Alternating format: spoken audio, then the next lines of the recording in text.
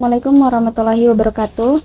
Di sini saya bersama teman saya, Siti Aisyah, akan menjelaskan terkait Rapid Application Development.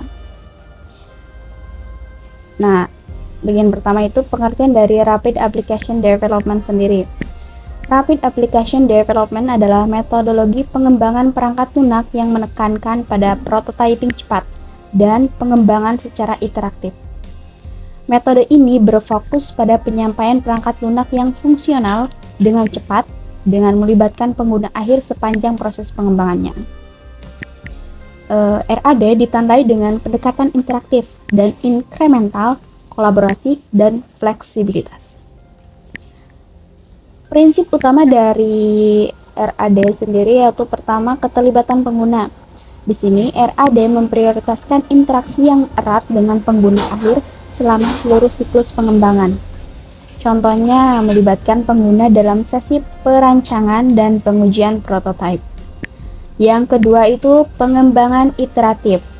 Prinsip utama dari RAD di sini menggunakan siklus pengembangan yang pendek dan berulang untuk menciptakan versi perangkat lunak yang terus diperbaiki. Contohnya mengembangkan prototipe awal dan terus menyempurnakannya berdasarkan umpan balik pengguna.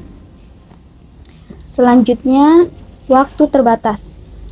Nah, di sini proyek RAD memiliki jadwal waktu yang ketat untuk setiap iterasi pengembangan. Contohnya, setiap siklus pengembangan dapat memiliki waktu sekitar 2-4 minggu. Selanjutnya di bagian prinsip utama RAD ada pembuatan prototipe. Nah, di RAD mendorong pembuatan prototipe yang dapat diuji oleh pengguna. Contohnya, membuat prototipe tampilan antar muka pengguna untuk mendapatkan umpan balik awal. Selanjutnya, prinsip utama dari RAD adalah kolaborasi tim.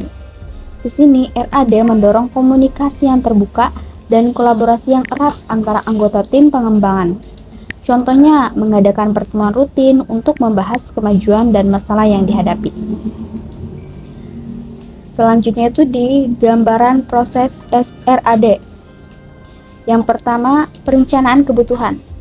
Di sini kita RAD mengidentifikasi kebutuhan utama pengguna dan tujuan proyek, melibatkan pengguna dan pemangku kepentingan dalam menentukan cakupan proyeknya.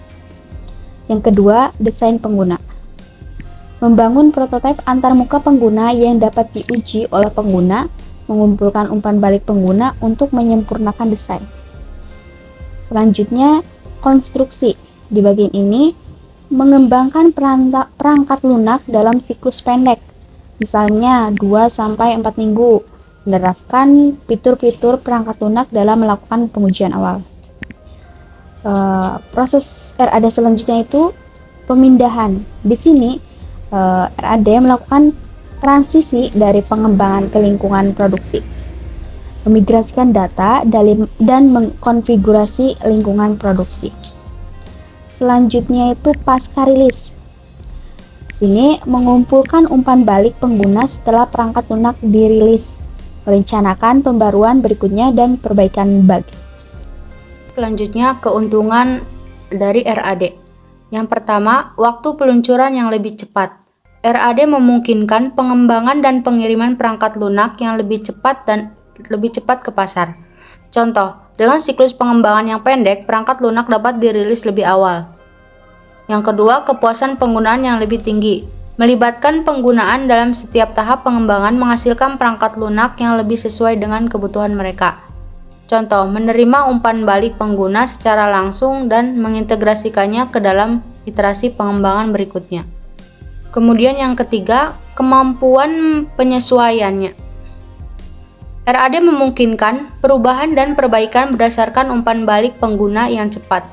Contoh, jika pengguna menginginkan fitur tambahan, pengembang dapat dengan mudah menambahkannya dalam iterasi berikutnya.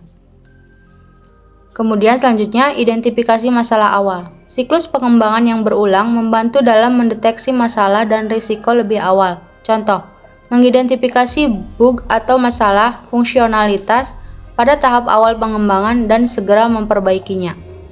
Kerugian dari RAD. Yang pertama, skalabilitas terbatas. RAD mungkin tidak efektif untuk proyek skala besar dengan arsitektur kompleks Contoh, proyek yang melibatkan banyak sistem dan integrasi yang kompleks akan lebih sulit dikelola dengan RAD.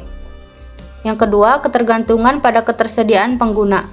Peran pengguna yang aktif dalam pengembangan bisa menjadi tantangan jika mereka tidak bersedia dengan mudah. Contoh, jika pengguna tidak dapat mengalokasikan waktu yang cepat untuk sesi pengujian dan umpan balik pengembangan dapat terhambat.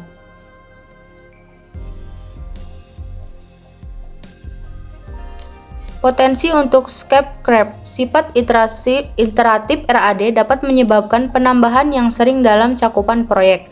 Contoh, jika perubahan yang signifikan dilakukan pada setiap siklus pengembangan, proyek dapat melampaui batas waktu dan anggaran.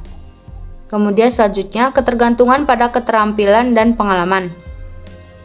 Suksesnya implementasi RAD bergantung pada keahlian tim pengembangan. Contoh, memiliki pengembang yang terampil dan berpengalaman dalam RAD akan membantu mengelola siklus pengembangan yang cepat dan iteratif. Sekian presentasi dari kelompok kami, kurang lebihnya mohon maaf. Terima kasih. Wassalamualaikum warahmatullahi wabarakatuh.